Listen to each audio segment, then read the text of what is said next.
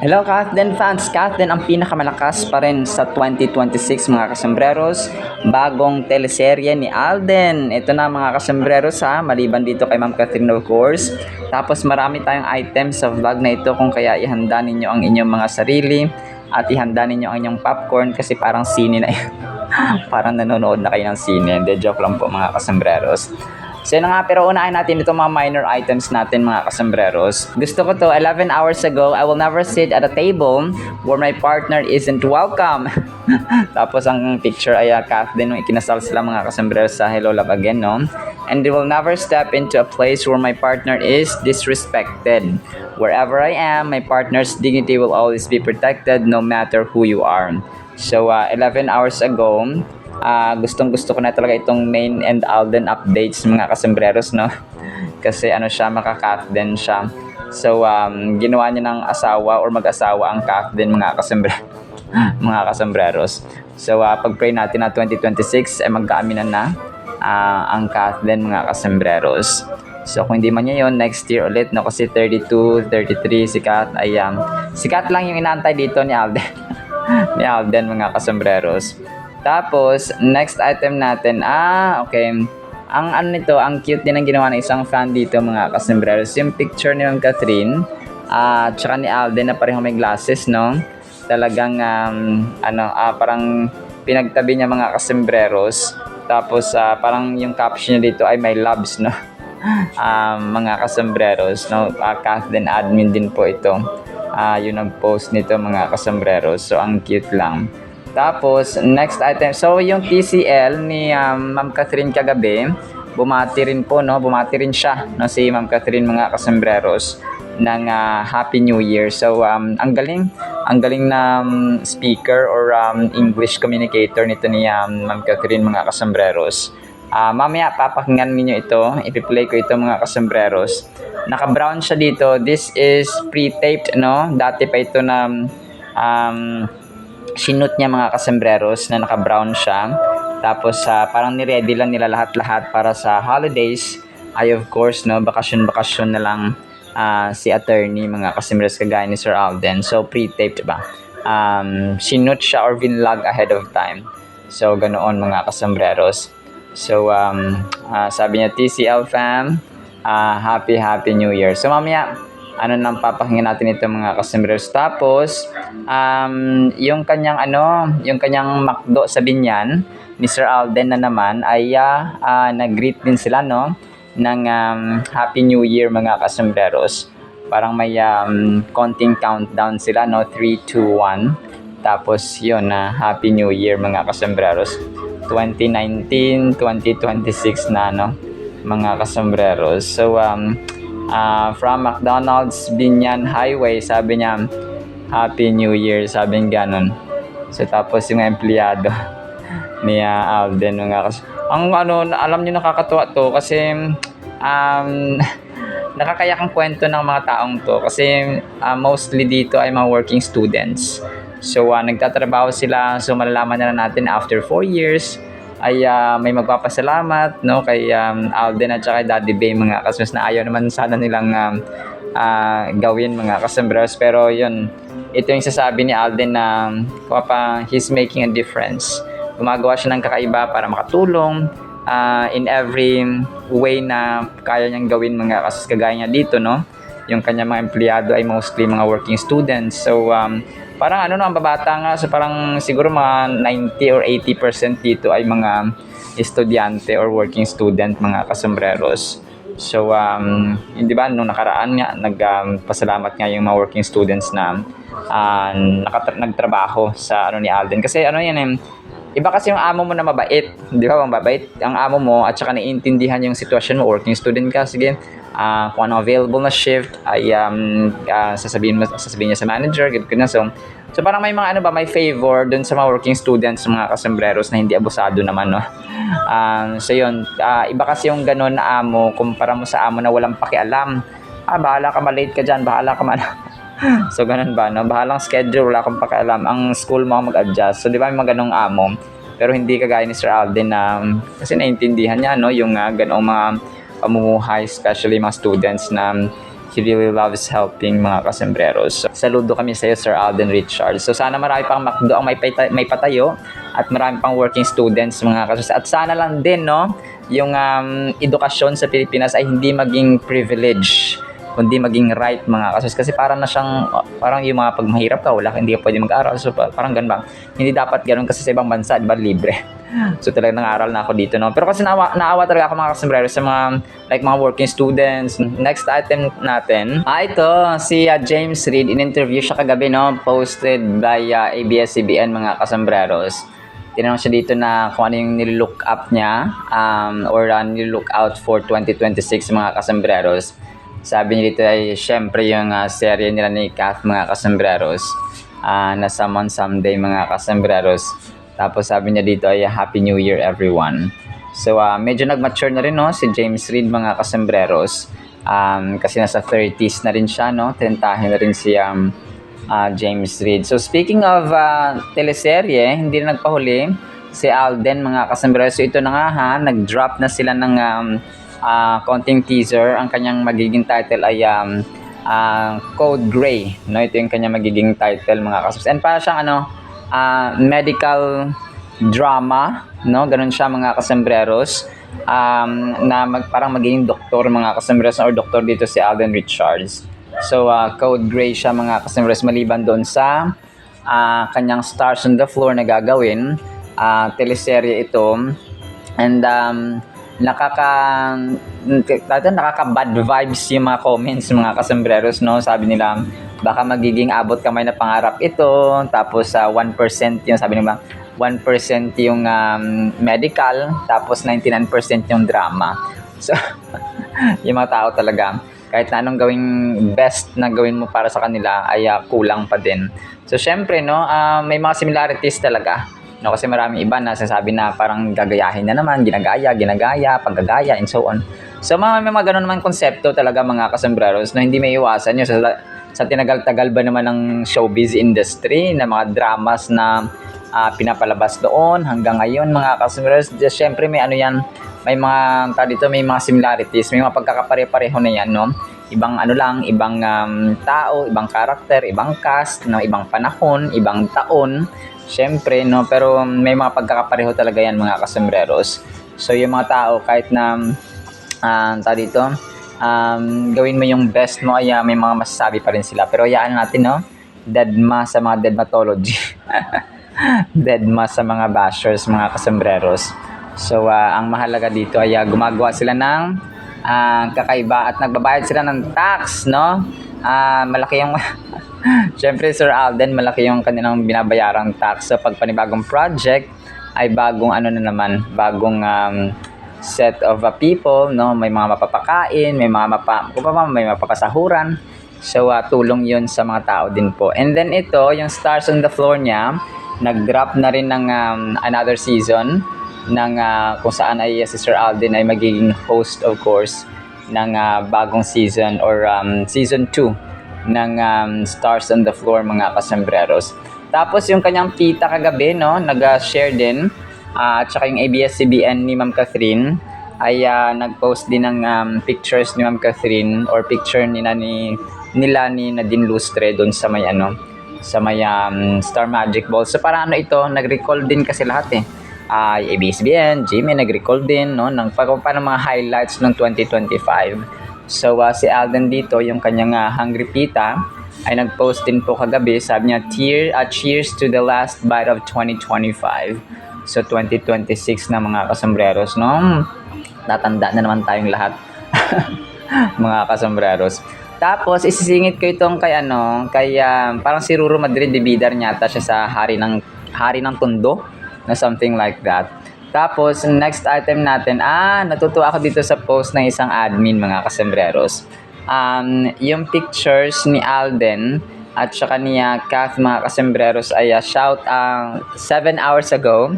Kath Den Fanatic, shout out parang nag-shout out siya sa kanyang bagong followers. Tapos yung pictures ng Kath Den, yung kanyang pinagtabi, no, pinagtapat mga kasombreros, naka white or dirty white jacket si Tisoy, tapos si attorney naman ay naka gym outfit na white din po. So yun po, no, ito po ay solid din po, no, na Kathden admin mga kasembreros. Tapos, next item natin, ito naka-green si Ma'am Catherine. Pinost ito kagabi. Na para siyang, para daw siyang parang statue from Madame Tussauds ng Hong Kong, no? This was posted actually by Naybara Lopez, mga kasembreros, 1 hour ago, kagabi. So, naka-green si attorney. Pero hindi ko alam kung parang ito yung outfit niya pala, no? Doon sa may bridesmaid niya sa kasal ni na Zanjo Marudo at Ria Atayde, mga kasembreros. Tapos, next item natin, natutuwa rin ako dito mga kasembreros. Yung picture ni na Alden at saka ni Kath, dito, posted by Finina Sumulat Baldos. As long as no one admits, it's still Kathden forever. So, tama, no?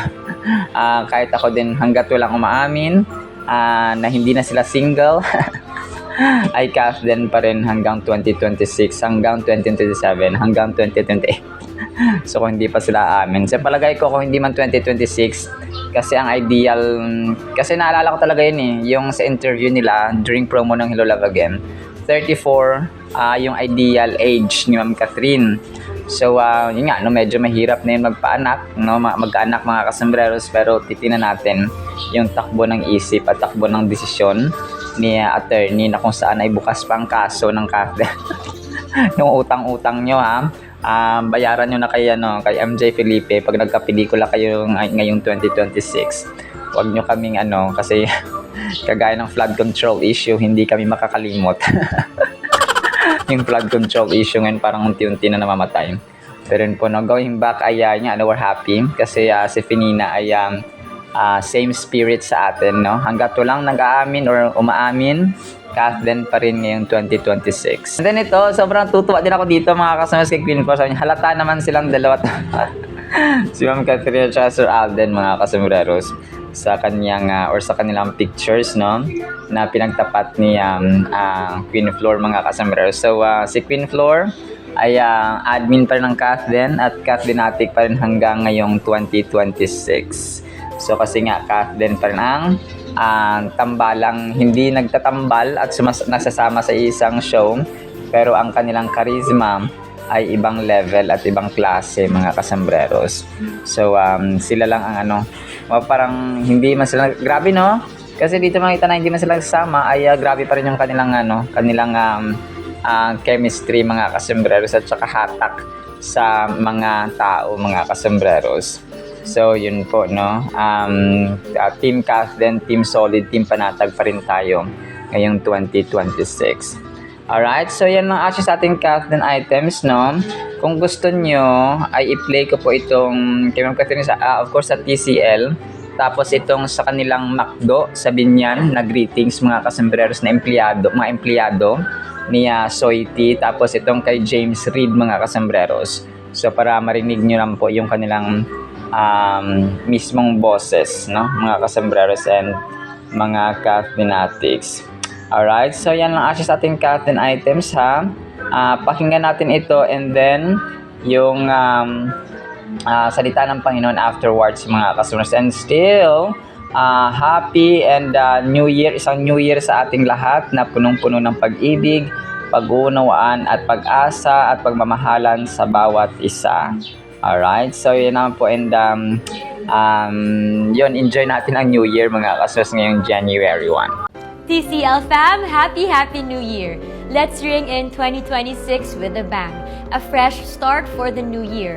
May you embrace smart, convenient, and comfortable living with TCL appliances as you begin this exciting journey. Cheers to a wonderful year ahead with TCL. From McDonald's Region Highway. Happy New Year! Happy New Year! Woo! Happy New Year! Happy New Year! Woo! Happy New Year! Happy New Year! Happy New Year! Happy New Year! Woo! Happy New Year! Woo! Happy New Year! Happy New Year, everyone! Woo! I looking forward to this 2026? Syempre yung serye namin ni Kat, Someone Someday, coming 2026. Don't miss it. Happy New Year, everyone! Kamusta ang ating New Year or bagong taon so far mga kasombrero? Sa ating Word of God po, medyo mahaba ito. Ito yung kwento ng pagpapakain ni Lord Jesus Christ ng 5,000 people mga kasombreros, no? Ang title natin ay Power ng Pasasalamat mga kasombreros. So, ngayong bagong taon, simulan natin, no, yung ating taon ng punong-puno ng pasasalamat because there is power in thanksgiving. Yung pusong appreciative, yung pusong punong-puno ng pasasalamat always mga kasombreros. John 6 verses 1 through 14. Medyo mahaba ito, yung kwento mga kasombreros, no? Pakinggan lamang po natin. After these things, Jesus went over to Sea of Galilee, which is the Sea of Tiberias. Then a great multitude followed him, because they saw his signs, which he performed on those who were diseased. And Jesus went up on the mountain, and there he sat with his disciples. Now the Passover, a feast of the Jews, was near. Malapit na daw yung pista, no, or Paskwa mga kasombreros ng mga Hudyo. Then Jesus lifted up his eyes, and seeing a great multitude coming toward him, he said to Philip, "Where shall we buy bread that these may eat?" No, namumroblema si Apostle Philip kung saan sila bibili para mapakain yung sangkatutak na tao mga kasombreros. But this he said to test him, for he himself knew that what he would do. Philip answered him, 200 denarii worth of bread is not sufficient for them, that every one of them may have a little. One of his disciples, Andrew, Simon Peter's brother, said to him, "There is a lad," may isang bata daw, "here who has 5 barley loaves." Okay.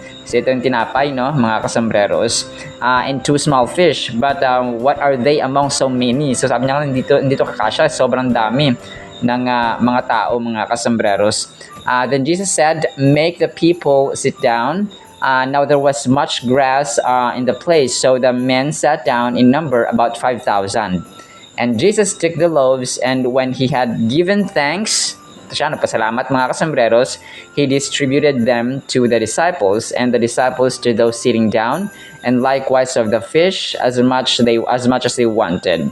So when they were filled, he said to his disciples, "Gather up the fragments," yung mga tira-tira, "that remain, so that nothing is lost." Therefore they gathered them up and filled 12 baskets with the fragments. May 12 baskets pa nang natitira mga kasombreros, no? And 5 tinapay at 2 isda lamang of the 5 barley loaves which were left over by those who had eaten. Then those men, when they had seen the sign that Jesus did, said, "This is truly the prophet who is to come into the world." Kaya sabi dito mga kasombreros, no, yung emphasis natin dito ay talagang yung pasasalamat. Okay? Yung sa atin, of course, hindi man literal na kunwari nagpasalamat tayo.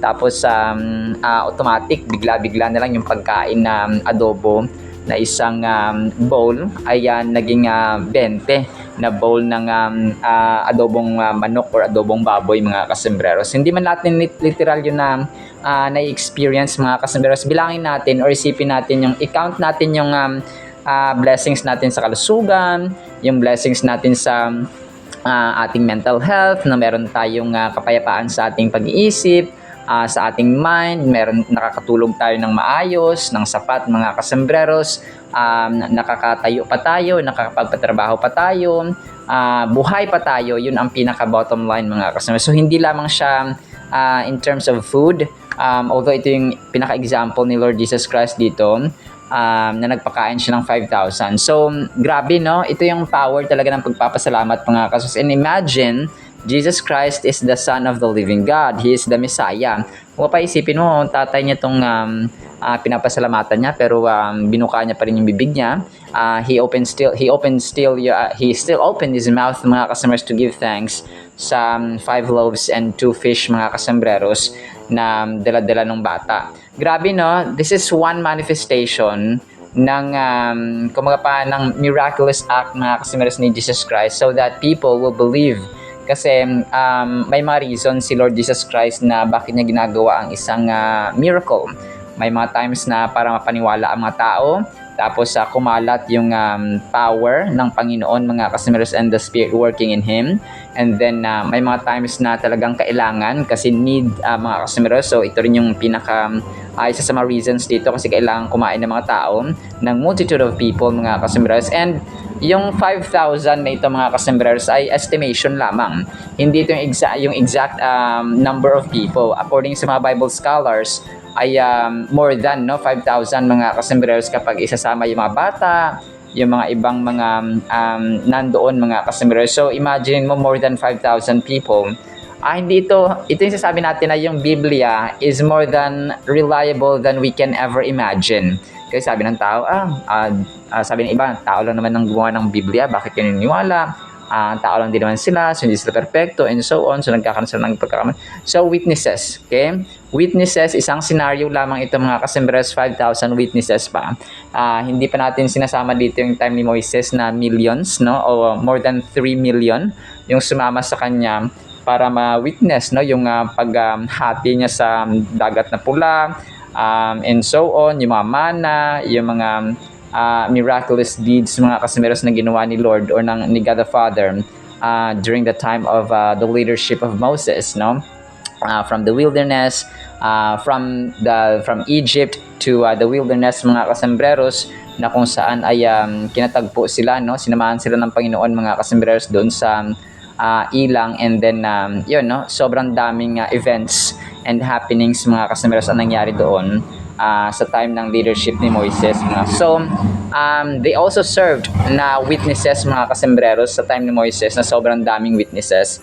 So, di ba sa korte, you cannot pursue a case without a witness mga kasembreros. So, kailangan witness. So, ganito rin po ang Biblia. More than pa mga kasembreros ang reliability at validity, no, ng Biblia mga kasembreros when it comes to truth, when it comes to trustworthiness mga kasembreros. Kung kaya ako sa inyo, bagong taon, simulan natin ang pagbabasa ng Biblia mga kasembreros.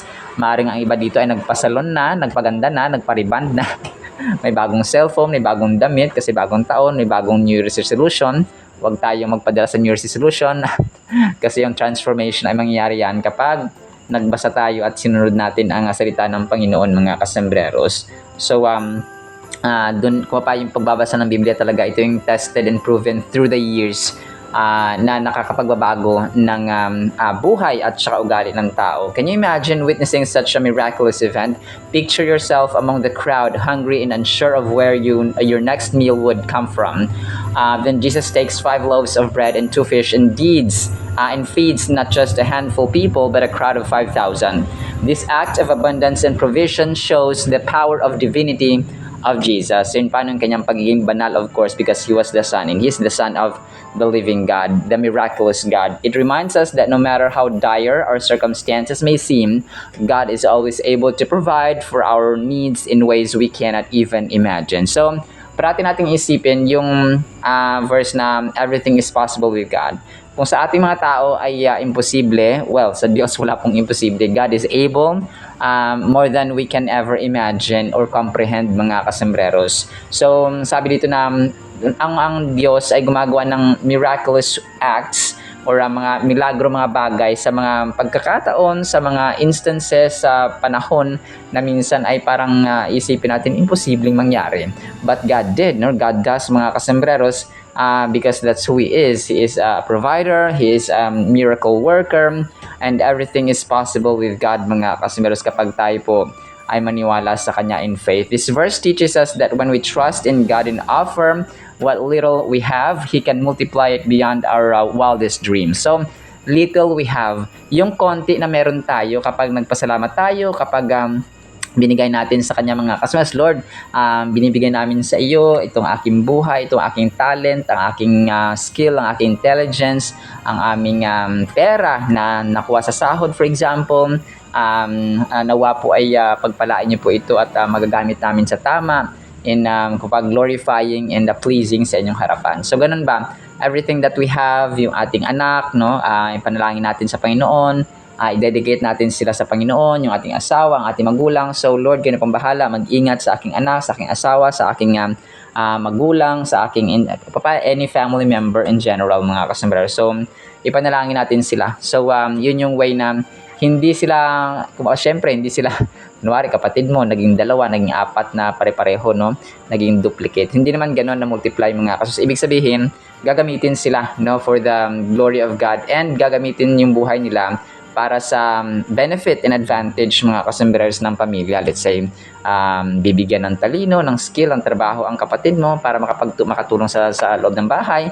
So, hindi lang ikaw magtatrabaho. So, the entire family, kapag sila po ay ginabayan ng Panginoong Jesus mga kasombreros. So, it challenges us to have faith in His ability to provide for us even in the face of scarcity, yung walang-wala na tayo. Jesus can fulfill our needs and surpass our expectations just as you fed the 5,000 with a few loaves and fish. The story serves as a powerful reminder that with God, all things are possible, kagaya na mention natin. And His love and provision no bounds, mga kaso. So, wala talaga siyang limit. Ang Panginoon, kahit na isipin natin, parang wala nang solusyon.